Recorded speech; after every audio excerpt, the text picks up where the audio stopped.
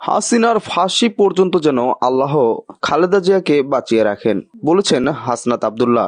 আবার এদিকে দেশে ফিরতে বাধা হিসেবে যে বাস্তবতার কথা বললেন তারেক রহমান।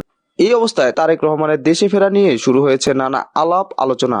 এবার এ বিষয়ে কথা বললেন তিনি। হাসপাতালে চিকিৎসাধীন বিএনপি চেয়ারপারসন বেগম খালেদা জিয়ার শারীরিক অবস্থার অবনতির খবরে গভীর উদ্বেগ প্রকাশ করেছেন রাষ্ট্রপতি মোহাম্মদ শাহাবুদ্দিন। তিনি খালেদা জিয়ার রোগ মুক্তির কামনায় দেশবাসীর কাছে দোয়া চেয়েছেন। শনিবার 29 নভেম্বর রাষ্ট্রপতির সহকারী একান্ত সচিবের গণমাধ্যমে দেওয়া এক বার্তায় এ তথ্য জানানো হয়েছে। এর আগে বিএনপির স্থায়ী কমিটির সদস্য মির্জা আব্বাস জানিয়েছেন, খালেদা জিয়ার শারীরিক অবস্থা স্থিতিশীল নয়।